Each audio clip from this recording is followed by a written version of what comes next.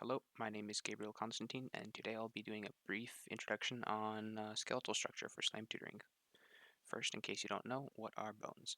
Bones are essentially, I guess, they are an organ within our body. They are a structure to sort of hold our body up. They're very dense, and they, I don't know, are like the framework of our body. So, what are the function of bones? Well, first off, bones, like I mentioned before, allow our body to retain its shape, I suppose. And on top of that, they also act as a sort of shield for our vital organs, such as our brain, lungs, heart, spinal cord, and liver. Much of our vital organs are in our chest, and they're protected by our ribs, and then our brain is protected by our skull. Pretty straightforward. Next up, it's important to note that bones also contain some specific elements that aren't really found in other places in our body. These elements can just be used when they are needed, if they are needed. For example, the bone contains almost all of the body's calcium. It has 4% of our body's potassium, 35% of the sodium in our body, 50% of the magnesium in our body, 80% of the carbonate in our body, and 99% of the phosphate in our body. Now, our body doesn't really need these elements too often. Most of the time, they are needed in our bones mainly, but the bones can store these elements in compounds along with fat.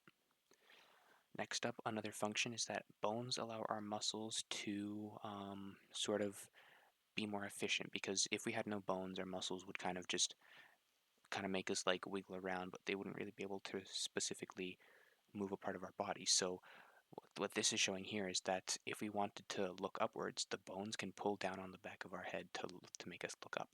Or if we wanted to, I don't know, get stand on our toes, then our bones would pull up on our heel to help us do this. Or if we wanted to lift an object up in our hand, the bones in our bicep, or not the bones, the muscles in our bicep would pull on our forearm, on the bones in our forearm to lift it up. Another function of bones is that they house stem cells in the red bone marrow, and stem cells are super important in making sure our body repairs itself and replenishes itself with new cells. So if we lose blood, or if we lose white blood cells or anything, if we need more white blood cells to fight off some foreign bacteria or a virus, stem cells, which are within our bones, can turn into any of these specialized cells to help our body fight off the threat, or to keep our body alive, essentially. So the red bone marrow is super important in helping our body. Next up, some parts of the skeletal system. The most important parts of the system, or the more notable parts of our skeletal system, are in the joints. Joints are just connections between two bones. For example, at the knee, the ankle, hand, like at your wrist, for example, these are joints where two bones or multiple bones meet. And now bones have cartilage and ligaments. These are the two most notable parts that are a joint. The ligament kind of connects the bones, keeps them together, holds them in place to make sure that the joint remains a joint and that the bones don't just split apart from each other, I guess. And then the cartilage is very important. It is a sort of, think of it as a coating that goes on the joint at our bones, and the cartilage is super important because the cartilage rubs on cartilage rather than bone rubbing on bone. If our bones rubbed on each other, they would wear down, they would erode, and this can just cause damage to our bones, which is unwanted. So cartilage kind of acts as a shield to protect our bones at our joints. Now, arthritis, for example, is when your cartilage is not as, I guess, resilient, and it wears away, and then your bones start rubbing on each other, and this causes joint pain, can cause swelling, and it's very bad because it damages your bones. Next up, bone structure, we're going to look at what goes inside of, or what is inside of your bone. Now, first off, or the more basic part of our bone, we have the cortical bone, which I guess you can consider to be the sturdy bone, and then you have the cancellous bone. Now, cancellous bone, it kind of looks like a spongy, kind of web-like structure in our bone.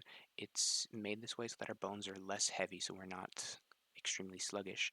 And it helps, it's found a lot around joints, because it helps absorb impact. The way that it's made is kind of made like a to be a little bit more squishy, a bit more flexible, so that if our joints take an impact, they will not shatter. Cortical bone is then just like a thick layer of bone. You can see on this image it's just like solid white, and that is there be to just make it. I mean, cortical bone is much more sturdy than cancellous bone. That's why it's just like a thick wall of bone, not very easily broken, I suppose. Cancellous bone is in areas where there's constant impact, I suppose, and it's more resilient in joints. Now, cancellous bone, you can almost notice that there's these that it kind of has like intersecting lines, as you can see here, and this is made specifically to these perpendicular lines are structured such that it is best suited to deal with impact from multiple different, or impact and tension from multiple different directions. And finally, I'm going to talk about the bone marrow inside of our bones. Now, when we're born young, we have mostly, almost entirely red bone marrow, or no, there is only bone marrow in our bodies. But as we gain more fat, and as our lives go on, the red bone marrow gets replaced by yellow marrow, which is mostly fat storage. Now here's another image. You can see an infant has mostly, or is entirely red marrow, and then an adult only has yellow marrow on their legs and arms, their appendages, where red marrow is everywhere else. And red marrow is much more important, or I mean, yellow marrow is still important, but red marrow is, I guess, more sought after, especially in remaining young, because it supplies our body with stem cells, and stem cells, as I mentioned before, can create new cells to keep our bodies healthy. And you can see here, if this is the average bone, you can see you have the spongy part of the bone, and you have the red marrow, which is around the joints. You can see here around the joints, and in the previous one, you can notice that yellow marrow spreads from the center first, and most often, if you do have red bone marrow left, it's around the joints. So you would have red marrow and then yellow marrow, which is very fatty, high in protein, I believe, protein and calcium. And thank you for watching.